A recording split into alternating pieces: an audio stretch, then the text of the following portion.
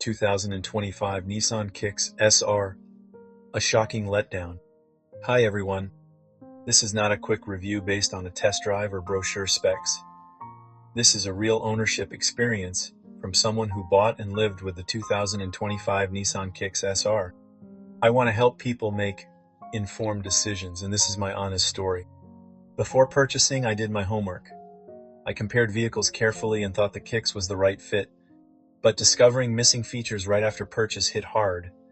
That excitement turned to regret fast. The discovery of what's missing. Right after bringing the Kicks home, I realized something was off. Remote start? Not working as advertised. Locking fuel door? Not there. To unlock your fuel filler door, ensure the driver's side door is unlocked. Then, push the left side of the fuel filler door to open.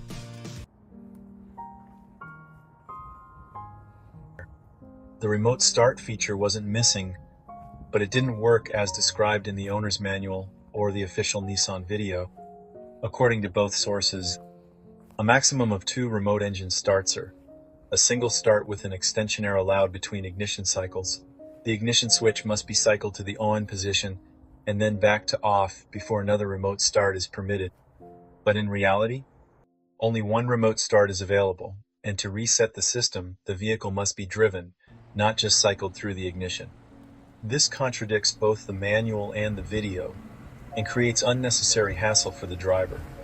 As for the fuel filler door, the manual and official video both stated that it was lockable, controlled by the intelligent keys lock and unlock buttons for the driver's door, but that feature is completely non-existent. There is no locking mechanism on the fuel door at all. Both of these features were clearly shown in official Nissan videos and mentioned in the owner's manual, but one doesn't exist and the other doesn't work as advertised. Neither are available on the vehicle I bought on any 2025 Nissan Kicks. Adding to the disappointment, the 2025 Nissan Kicks lacks the factory-installed hardware required to support the Nissan Connect app. That means features like remote start, lock, unlock, and vehicle tracking are not available on any trim Lavella critical emission that should have been clearly communicated before purchase. Had I known this, I would not have bought the Kicks. Before buying, I directly asked the salesman whether the Kicks included my Nissan app functionality.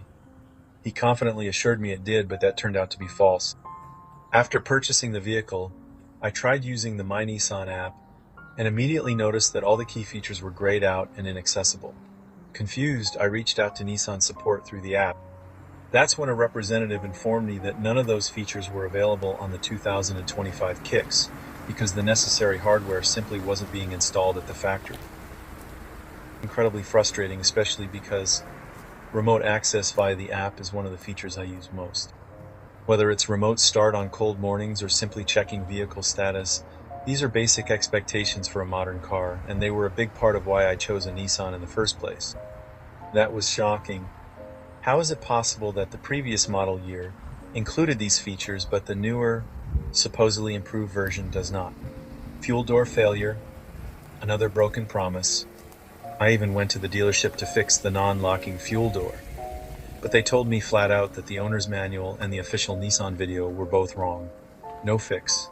Just more misinformation. Wind noise, weak sound system, and let's talk about the noise. At speeds above 50 miles per hour, wind noise from the left windshield pillar is excessive. It's loud and irritating.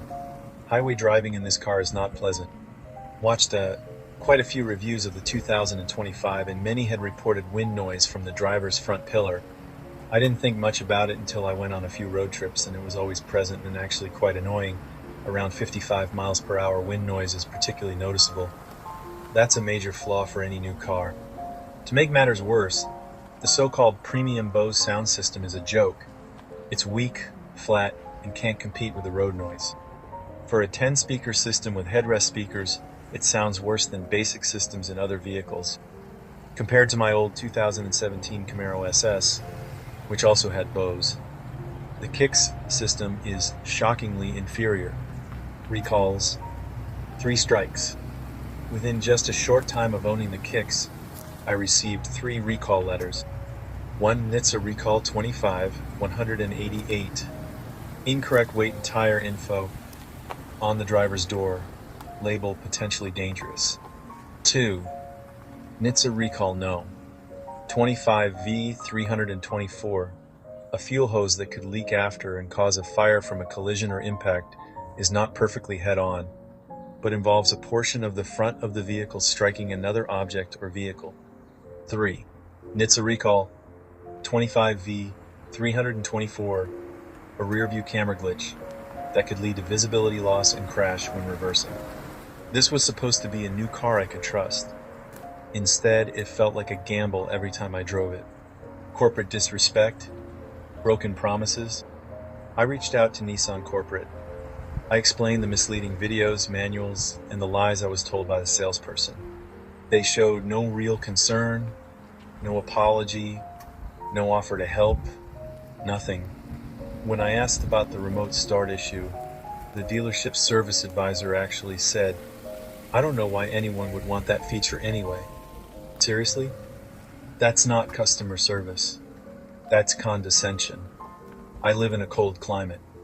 Starting my car remotely twice, how I get through winter. Whether he likes that or not isn't the point. A final insult, the above market value letter. Then came a letter from the dealership.